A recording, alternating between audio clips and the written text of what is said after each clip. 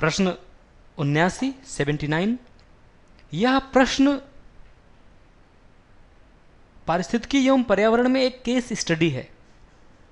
यह प्रश्न बताता है कि किस प्रकार से एक क्षेत्र की प्रजाति दूसरे क्षेत्र की प्रजाति के लिए इन्वेजिव या घुसपैठिया प्रजाति साबित हो सकती है और वहां के पारिस्थितिकी तंत्र को तहस नहस कर सकती है।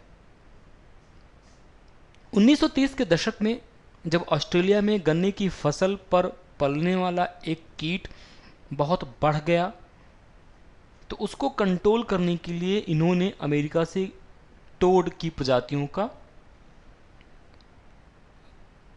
एक तरीके से आयात किया। अब उन टोड प्रजातियां इन्वेजिव स्पीसीज थी, लेकिन ऑस्ट्रेलिया का जो क्लाइमेट था उनके लिए बहुत ही ज़्यादा अनुकूल था। तो क्या हुआ, उन टोड प्रजातियों ने जो हार्मफुल इंसेक्ट थे, गन्ने की फसलों को नुकसान पहुंचाने वाले जो कीड़े थे, उनको तो खा के ख़त्म ही कर दिया, किंतु उन्होंने कुछ कीस्टोन स्पीसीज को भी खा लिया जो लाभप्रद प्रजातियां थीं। और चूंकि ऑस्ट्रेलिया में इन केन टोड का या गन्ने पर पलने वाले इन टोड जो मेढक की प्रजाति होती है, इनका कोई नैसर्गिक या स्वाभाविक परभक्षी नहीं पाया जाता, अर्थात इनको खाने वाला वहाँ पे कोई नेचुरल प्रीडेटर नहीं पाया जाता, तो ये बेलगाम हो गए। इनकी संख्या इतनी ज़्यादा बढ़ गई कि इन्होंने वहाँ एक बिल्कुल अफरा तफरी का माहौल उत्पन्न कर दिया, तहस नहस कर दिया वहाँ के वातावरण को। अब हम देखते हैं कि क्या इसमें कथन कहे गए हैं। किस प्रकार कोई घुसपैठिया प्रजाति पारिस्थितिकीय आपदा उत्पन्न कर सकती है और किसी देश के विशिष्ट जीव जंतुओं को नष्ट कर सकती है, इसका रोचक उदाहरण केन टोड है, जिसने ऑस्ट्रेलिया में वन्य जीवन को अत्यधिक क्षति पहुंचाई।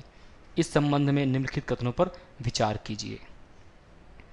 केन टोड द्वारा उत्पन्न किए गए विष का स्थानीय पक्षियों, स्तनधारियों और सरीसृपों पर घातक प्रभाव पड़ा। ऑस्ट्रेलिया में केन टोड के प्राकृतिक परभक्षी पाए जाते हैं, यही कथन गलत है। केन टोड काइट्राइड कवक जो पूरे विश्व में उभयचरों की मृत्यु का कारण है के वाहक हैं। 2 और 3 सही प्रतीत हो रहे हैं। प्रश्न 1 और 3 माफ कीजिएगा, 1 और 3 कथन 1 और 3 सही प्रतीत हो रहे हैं और बिल्कुल सही हैं भी। चूंकि ऑस्ट्रेलिया में केन टोड का कोई नेचुरल प्रीडेटर नहीं पाया जाता, इसलिए इनकी संख्या अत्यधिक बढ़ गई और ये बेलगाम से हो गए। प्रश्न 79 कथन सी सर्वश्रेष्ठ विकल्प है।